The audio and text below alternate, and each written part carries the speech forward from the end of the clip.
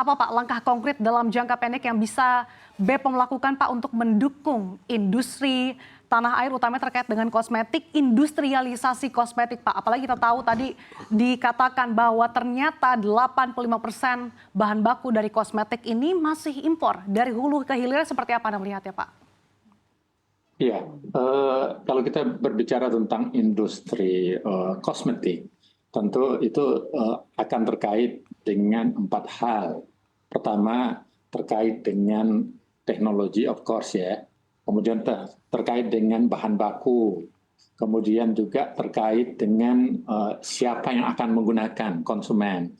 Kemudian yang keempat, itu juga terkait dengan demand atau kebutuhan. Nah, berdasarkan 4 hal tersebut, tentu Badan Pengawas Obat dan Makanan selama ini telah berupaya untuk meningkatkan itu, yang salah satunya ya lewat Fast Wellness yang kita lakukan di Central Park yang lalu.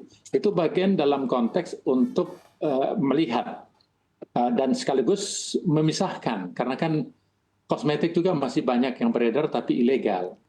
Dan dengan melakukan konteks seperti itu, maka akan meyakinkan masyarakat itu terbagi dua, masyarakat pengguna dan masyarakat pengusaha, bahwa pertama kita lindungi pengusaha yang legal tadi, yang kedua juga memasarkan kan. Jadi semakin demikian maka semakin banyak yang paham bahwa back to nature, kemudian kembali kepada wellness yang legal itu sangat bagus. Nah, dari pihak itu kita akan berupaya pertama dalam konteks promosi tadi itu, Badan POM secara konkret membuat acara-acara dan kita akan melakukan ini untuk kita berharap balai-balai POM kita se-Indonesia bisa mencontoh apa yang telah kita lakukan di Jakarta kemarin ya. Itu yang pertama. Yang kedua, bahan baku. Taruhlah misalnya bagaimana proses bahan baku yang dibutuhkan, apakah itu UMKM atau perusahaan dalam negeri, itu tentu kalau memang itu merupakan hal yang prinsip, kita bisa ekspedisi atau mempercepat. Jangan tertahan terlalu lama regulasi. Maka di bawah kepemimpinan saya sekarang kita mau berusaha.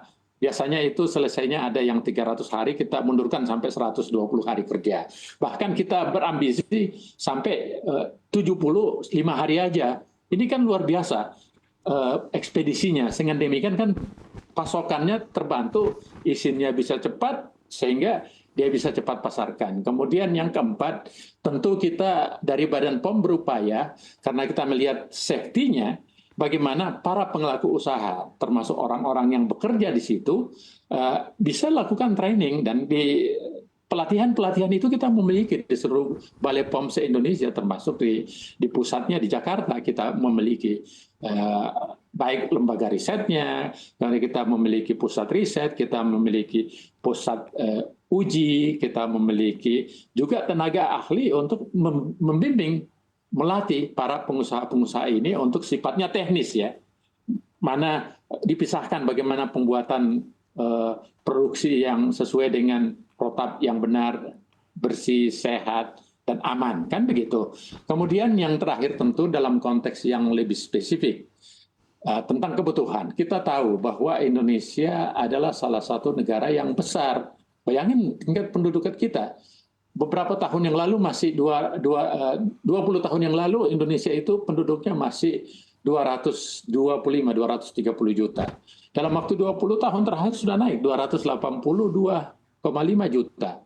Dan kita ekspektasi kita akan tembus masuk ke 300 juta penduduk dalam waktu 10 sampai tahun emasnya Indonesia ya.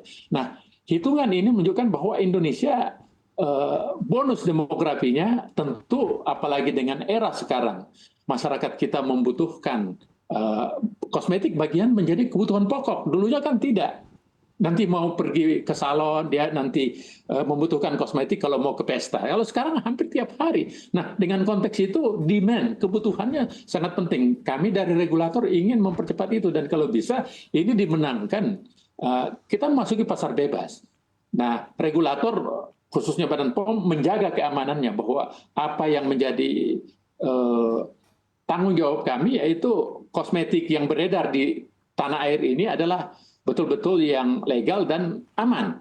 Nah, tapi ternyata kita meloncat dari tanggung jawab itu untuk bekerja yang lebih besar, yaitu membantu para pengusaha-pengusaha ini, UMKM atau pengusaha dalam negeri untuk memasarkan usahanya. Salah satu contohnya tadi kan Wellness Fest yang kita lakukan, itu salah satu upaya pemasaran yang difasilitasi oleh negara. Saya kira secara real Badan Pengawas Obat Makanan sangat-sangat punya komitmen besar untuk mensupport kosmetik dalam negeri kita. Saya kira begitu.